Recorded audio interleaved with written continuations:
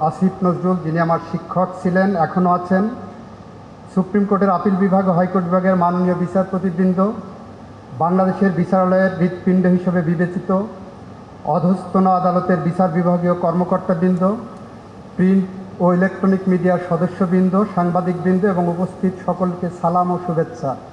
বিশেষ করে সালাম জানাচ্ছি বাংলাদেশের বিচার বিভাগ সংস্কার কমিশনের প্রধান হিসেবে যাকে নিয়োজিত করা হয়েছে, আমাদের এই অঙ্গনের এক সময়ের অত্যন্ত শ্রদ্ধাভাজন বিচারপতি জনাব শাহ আবু নঈম মমিনুর রহমানকে। এর আত্মত্যাগ, অনেকের পঙ্গুত্ব বরণ, অসংখ্য মানুষের নির্যাতিত হওয়া দুঃসহ গল্পের বিনিময়ে আমরা নতুন এক স্বদেশ পেয়েছি। গোটা জাতির মতো আমিও তাদের কাছে ঋণী। প্রিয় সুধী, আপনারা জানেন বর্তমান সরকার কোনো রাজনৈতিক দল কিংবা জোটের সরকার নয়।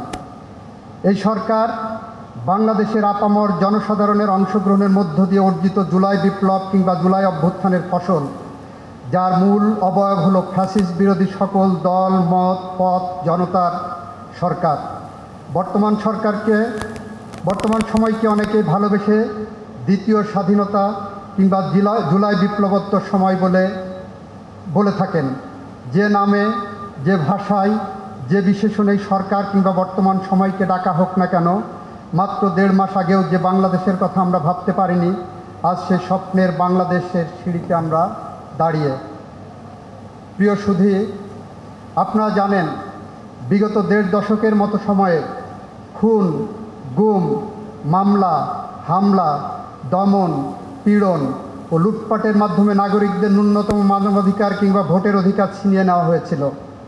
বিভিন্ন দেশীয় এবং আন্তর্জাতিক সংস্থার তথ্য অনুযায়ী 2009 সাল থেকে 2024 সালের 36 জুলাই পর্যন্ত 4000-এর বেশি মানুষ আইনশৃঙ্খলা রক্ষাকারী বাহিনীর হাতে বিচার বহির্ভূত হত্যাকাণ্ডের শিকার হয়েছে। 700-র বেশি মানুষ গুমের শিকার হয়েছে। 60 লক্ষাধিক মানুষ গায়েবী মামলার আসামি হয়েছিল। কথা বলার স্বাধীনতা, সভা সমাবেশের স্বাধীনতা এবং মৌলিক অধিকারসমূহ হরণের মাধ্যমে বিরোধী মত দমনের নিকৃষ্টতম ইতিহাস রচিত হয়েছিল। সেই দুঃসময়ে আমাদের বিচার বিভাগ ন্যায় বিচারের ঝান্ডা তুলে ধরতে ব্যর্থ হয়েছে। হয় দর্শকের ভূমিকা পালন করেছেন।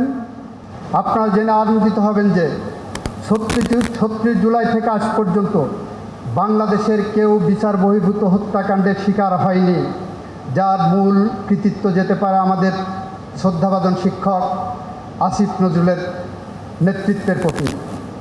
মামলা দায়েরের ক্ষেত্রে ভিকটিম ফ্যামিলি কিছু ক্ষেত্রে আইনি গণ্ডি অতিক্রম করেছে বলে আমরা লক্ষ্য করেছি, এবং সেই বিষয়ে আমি উদ্যোগ নিয়ে জনমনে ভীতি দূর করতে আমার শিক্ষকদের কাছে আহ্বান রাখার ফলে সরকারের নিকট বেশ কয়েকটি পদক্ষেপ আমরা গ্রহণের সুপারিশ করেছিলাম আমার অফিস থেকে।